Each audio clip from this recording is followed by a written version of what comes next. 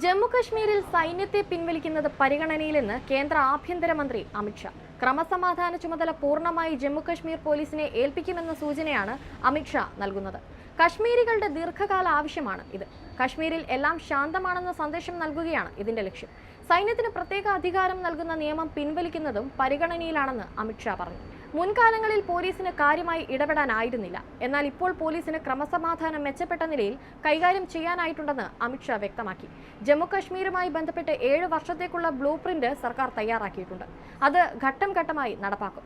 തെരഞ്ഞെടുപ്പിന് ശേഷം ഇക്കാര്യം പരിഗണിക്കും. വീണ്ടും മോദി തന്നെ അധികാരത്തിൽ വരുമെന്നാണ് അമിത്ഷാ പറഞ്ഞു വെക്കുന്നത്.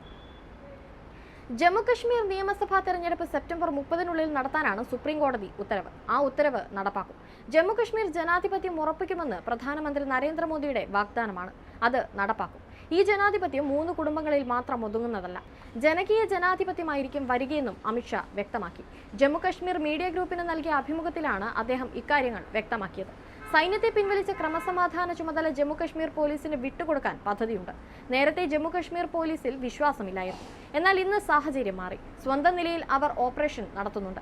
ജമ്മുകശ്മീർ നിയമസഭാ തെരഞ്ഞെടുപ്പ് സെപ്റ്റംബറിന് മുൻപ് നടത്തും എന്നും അമിത്ഷാ വ്യക്തമാക്കി. വടക്കു കിഴക്കൻ സംസ്ഥാനങ്ങളിലെ 70% മേഖലകളിൽ നിന്നും സൈന്യത്തിന് അധികാരം നൽകുന്ന നിയമം പിൻവലിച്ചതായി നേരത്തെ ഷാ വ്യക്തമാക്കിയിരുന്നു. വിവിധ സംഘടനകളും വ്യക്തികളും ജമ്മുകശ്മീരിൽ നിന്ന് ഈ നിയമം പിൻവലിക്കണമെന്ന് ഏറെ നാളായി ആവശ്യപ്പെടുന്നുണ്ട്. ജമ്മുകശ്മീരിൽ ജനാധിപത്യം ഉറപ്പാക്കുമെന്ന് പ്രധാനമന്ത്രി നരേന്ദ്രമോദിയുടെ വാഗ്ദാനമാണ്. അത് നടപ്പാക്കും എന്നും അമിത്ഷാ കൂട്ടിച്ചേർത്തു. ജമ്മുകശ്മീരിൽ ജനാധിപത്യം പുലർത്തുമെന്നുള്ളത് പ്രധാനമന്ത്രി നരേന്ദ്രമോദിയുടെ വാക്കാണ്. അത് തീർച്ചയായും പാലിക്കപ്പെടും. അത് 3 കുടുംബങ്ങളുടെ ഉള്ളിൽ മാത്രമായി ഒതുങ്ങുന്നതായിരിക്കില്ല. അത് ജനങ്ങളുടെ ജനാധിപത്യമായിരിക്കും എന്നും അദ്ദേഹം പറഞ്ഞു.